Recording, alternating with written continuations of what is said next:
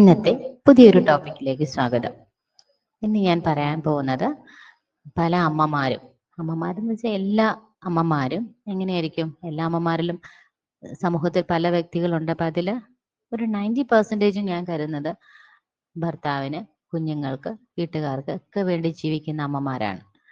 അപ്പൊ എങ്ങനെയാണെന്ന് വെച്ചാൽ ഇവരുടെ സ്വന്തം ഇഷ്ടങ്ങളൊക്കെ ത്യജിക്കും. അതെന്താ പറയാ, അതൊരു ത്യാഗം, അതങ്ങനെ ആയിരിക്കണം. അമ്മമാരെപ്പോഴും എല്ലാം സഹിക്കാനുള്ള വ്യക്തികളാണ്. അങ്ങനെ നമ്മൾ പഠിച്ചു വന്ന ഒരു ശീലം. ചിലര് ഇതിൽ നിന്ന് വ്യത്യസ്തമായിട്ടുള്ള വ്യക്തികളുണ്ടോന്ന് വെച്ചാൽ ഉണ്ട് കേട്ടോ. ഒരുപാട് പേര് എനിക്കറിയാവുന്നവരുണ്ട്. മക്കളുടെ കാര്യവും വീട്ടിലെ കാര്യവും ഒന്നും നോക്കാതെ കുറച്ച് സെൽഫിഷ് ആയ വ്യക്തികളും ഉണ്ട്. പക്ഷെ അവരെയല്ല ഞാൻ ഉദ്ദേശിക്കുന്നത്. ഇങ്ങനെ ഒത്തിരി അമിതമായി മക്കളുടെയും ഭർത്താവിന്റെയും കാര്യത്തിന് വേണ്ടി മാത്രം ജീവിക്കുന്ന, സ്വന്തം ഇഷ്ടങ്ങളെ ത്യജിച്ചു കഴിയുന്ന ഒരുപാട് സ്ത്രീകളെ എനിക്കറിയാവുന്നത് കൊണ്ടാണ്, അവർക്ക് വേണ്ടിയിട്ടാണ് ഇന്നത്തെ വീഡിയോ. അതില് എന്താണ് പറയുന്നത്, ത്യജിക്കുക മീൻസ് അവർ ജോലി ചെയ്യുന്നത് വിചാരിക്കുക. ജോലി ചെയ്ത് അവർക്ക് കിട്ടുന്ന സാലറിയിൽ നിന്ന് അവരാദ്യം കണക്ക് കൂട്ടുന്നത് അവരുടെ ഭർത്താവിന് എന്തെങ്കിലും കടങ്ങളുണ്ടോ, ഭർത്താവിന് എത്ര ബാധ്യതയുണ്ടോ, അതിന് ഇത്ര പൈസ കൊടുത്ത് അത് തീർക്കാം. അല്ലെങ്കിൽ മക്കളുടെ ഫീസ്, മക്കളുടെ ആവശ്യങ്ങൾ, മക്കൾക്കൊരു ഡ്രസ്സ് എടുക്കണം, ഹസ്ബൻഡിന് ഡ്രസ്സ് എടുക്കണം.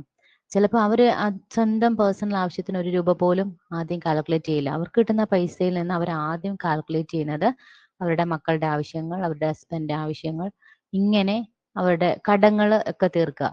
ചിലപ്പോൾ ഇത് അവരുടെ ഫാമിലി, ഹസ്ബൻഡൊക്കെ വരുത്തി വെച്ച കടമായിരിക്കാം. പക്ഷെ എന്നാൽ പോലും അത് പെട്ടെന്ന് തീർക്കണം, വീട്ടിൽ സമാധാനം വേണം. ഇങ്ങനെ അവര് ജോലി ചെയ്യുന്നത് അവരുടെ ഓരോ നിമിഷത്തെ ചിന്തകളും എല്ലാം ഇതുപോലെ അവർ ഒരുപാട് സ്ട്രെസ്സാണ് അവർക്ക്. ഹസ്ബൻഡിനെയും മക്കളെയും അവരുടെ മാത്രമാണ് അവരുടെ ലോകം. അവർ ജോലി ചെയ്യുന്ന സമയത്ത് അവർ ഇത് തന്നെ ചിന്തിച്ചുകൊണ്ടിരിക്കും. ഹസ്ബൻഡിനെ കുറിച്ച്, മക്കളെ കുറിച്ച്, അവരെന്തെടുക്കുമായിരിക്കും. ഇങ്ങനെ ഇങ്ങനെ ഇങ്ങനെ സ്ട്രെസ് പിടിച്ച വ്യക്തികൾ. അപ്പൊ ഇത് എന്താ ശരിക്കും പറഞ്ഞാൽ പോസിറ്റീവിനേക്കാളും നെഗറ്റീവ്സ് ആണ് അവർക്ക് വരുത്തുന്നത്. സ്വന്തമായിട്ട് ഒരു സന്തോഷവും അവർ അനുഭവിക്കുന്നില്ല. അവരുടെ സന്തോഷം ഇപ്പൊ അവർക്ക് നമ്മൾ 1 കോടി രൂപ കൊടുത്താലും അവർ സന്തോഷിക്കില്ല. കാരണം അവരുടെ മക്കളും ഹസ്ബൻഡും സന്തോഷിച്ചാലേ അവർക്ക് സന്തോഷിക്കാൻ കഴിയുള്ളൂ. അത്രത്തോളം ഫാമിലിയായിട്ട് ഇഴുകിച്ചേർന്ന കുറേ സ്ത്രീകളുണ്ട്. അവരുടെ സന്തോഷത്തിന് വേണ്ടിയിട്ട് എന്ത് ചെയ്യാൻ പറ്റുന്ന വെച്ചാൽ അവരുടെ സന്തോഷത്തിന് വേണ്ടി ചെയ്യാൻ പറ്റുന്ന ഒരേ ഒരു കാര്യം അവർക്കല്ല, അവരുടെ ഫാമിലിയിൽ അവരുടെ ഹസ്ബൻഡിനും അവരുടെ മക്കൾക്കുമാണ് ചെയ്യാൻ പറ്റുന്നതെന്ന് ഞാൻ പറയും. കാരണം ഞാൻ പല സ്ത്രീകളെ ഉപദേശിക്കും, നിങ്ങൾ ഇങ്ങനെ ജീവിക്കരുത്. നിങ്ങൾ കുറച്ച് പൈസ നിങ്ങൾക്ക് വേണ്ടി മാറ്റൂ. നിങ്ങൾക്ക് ഇഷ്ടമുള്ള ഡ്രസ്സ് വാങ്ങൂ, ഇഷ്ടമുള്ള ആഭരണങ്ങൾ വാങ്ങൂ, മേക്കപ്പ് ചെയ്യൂ. നിങ്ങൾ കുറച്ച് നിങ്ങളുടേതായ സന്തോഷത്തിന് എന്തെങ്കിലുമൊക്കെ കണ്ടെത്തും പറയുമ്പോൾ അവരുടെ മറുപടി, അവരൊരു നല്ല ഫുഡ് വാങ്ങിക്കഴിച്ചാൽ തീർച്ചയായിട്ടും അവരൊരു പാഴ്സൽ വാങ്ങിച്ചിരിക്കും. അല്ലെങ്കിൽ എവിടെന്നെങ്കിലും അവർക്ക് ഒരു ട്രീറ്റ് കിട്ടിയാൽ അവരത് അവരുടെ മക്കൾക്ക് വാങ്ങിച്ചു കൊടുത്തിരിക്കും. കാരണം അവർക്കല്ലാതെ കഴിക്കാൻ പറ്റില്ല. അവരങ്ങനെയാണ്.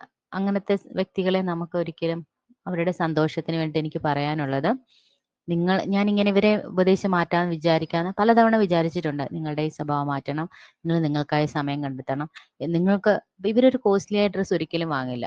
വാങ്ങിയാൽ തന്നെ ഇവർ വിചാരിക്കും, ഞാനൊരു 2000 രൂപ അല്ലെങ്കിൽ 3000 രൂപ ഡ്രസ്സിന് വേണ്ടി ചെലവാക്കിയാൽ ആ 3000 രൂപ ഉണ്ടെങ്കിൽ എൻ്റെ ഹസ്ബൻഡിന് കുറെ ഡ്രസ്സ് എടുക്കാം, എൻ്റെ മക്കൾക്ക് കുറെ ഡ്രസ്സ് എടുക്കാം.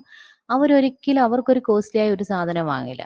ഒരു നല്ല ഫുഡ് കഴിച്ചാൽ, ആരെങ്കിലും നിർബന്ധിച്ച് കഴിച്ചാൽ തന്നെ അവരെന്ത് ചെയ്യും, ഉടനെ അവരുടെ മക്കൾക്ക് വാങ്ങും. ചിലരാണെങ്കിൽ അത് പൊതിഞ്ഞെടുത്ത് വെക്കും. അങ്ങനെ ഞാൻ പലരെയും കണ്ടിട്ടുണ്ട്.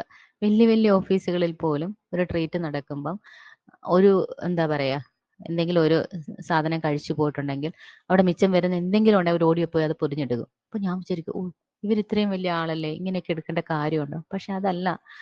അതിപ്പം ചെറിയ വ്യക്തിയെന്നോ ഒരു സ്ഥാപനത്തിലെ മേധാവിയെന്നോ ഒന്നുമല്ല.